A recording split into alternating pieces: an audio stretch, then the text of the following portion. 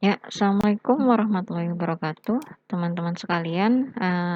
Hari ini kita masuk modul keempat, yaitu untuk mempelajari struktur kontrol if, if else, if else, if else, dan nested if. Apa bedanya?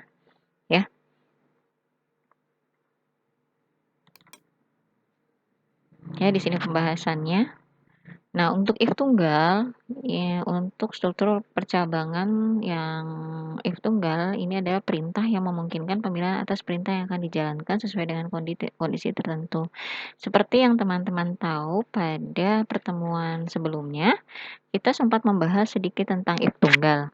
Ya, if tunggal ini sintaksnya adalah if mengecek kondisi, kemudian jika kondisi yang memberikan nilai true atau benar, maka ada statement yang dijalankan. Tetapi bagaimana jika tidak, maka dia akan keluar dari program gitu. Jadi tunggal di sini artinya dia hanya menjalankan satu statement saja, yaitu statement true. Ya, sedangkan false-nya dia akan keluar dari program. Seperti pada soal di forum diskusi yang sudah saya berikan, yaitu kalau misalkan umur yang dimasukkan lebih besar, nilai yang dimasukkan lebih besar dari 78, ya. Kalau seandainya lebih besar dari 78, maka dinyatakan lulus. Kalau seandainya tidak lebih besar dari 78, maka dia langsung keluar dari program, bukan memberikan statement dia lulus, seperti itu. Jadi kondisi false-nya dia keluar dari program.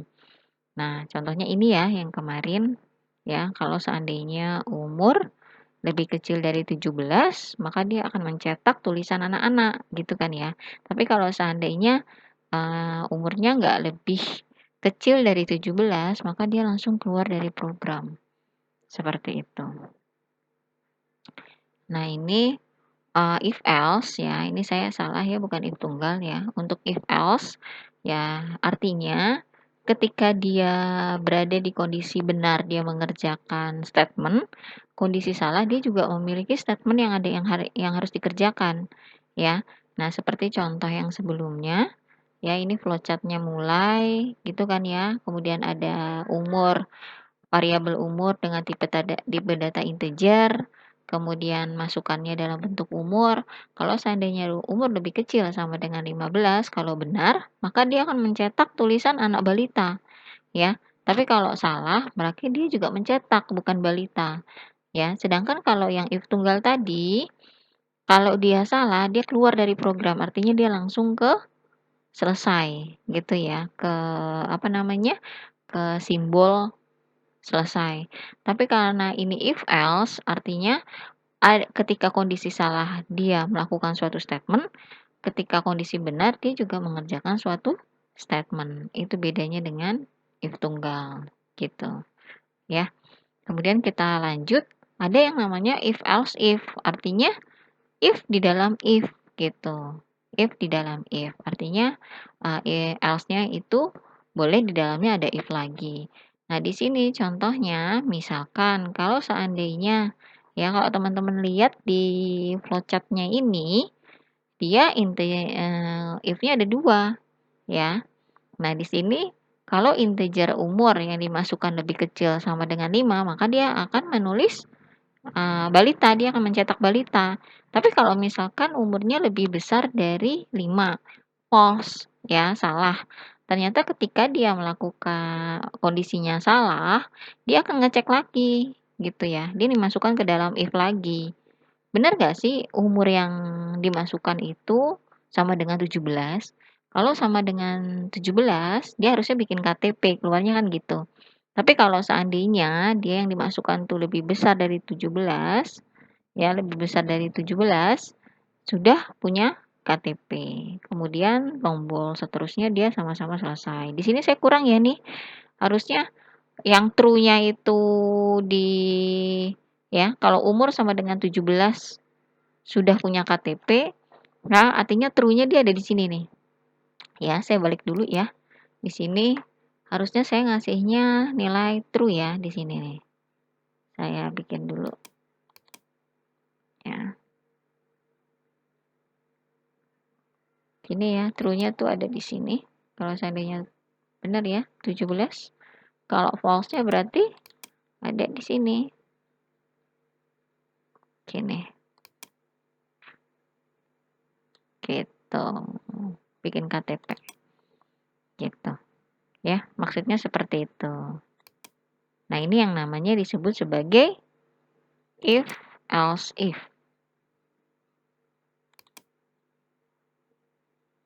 Ya, if, else, if. Seperti ini. Gitu. Ya. Nah, ini untuk yang nested if. Ya, nested if statement. Nah, ini disebut juga sebagai if di dalam if sih sebenarnya ya.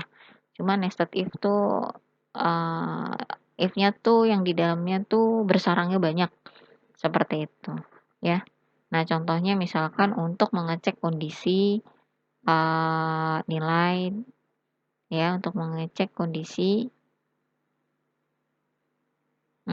apa ya contohnya? Untuk mengecek kondisi misalkan di dalam untuk menghitung gaji pegawai, gitu kan ya. Untuk menghitung gaji pegawai biasanya kan kita harus ngecek kondisi dulu ya di dalam apakah statusnya itu menikah atau tidak, gitu kan ya. Terus punya anak berapa, satu, apakah dua ataukah tiga. Nah, ini kan mempengaruhi ya jumlah gaji. Nah, itu bisa menggunakan if di dalam if.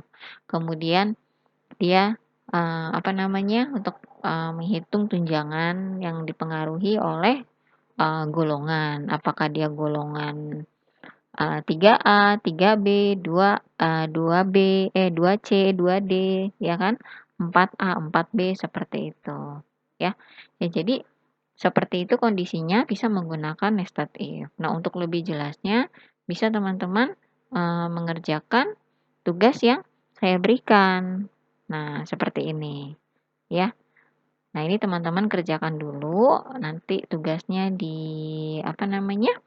Dikerjakan, diupload di bagian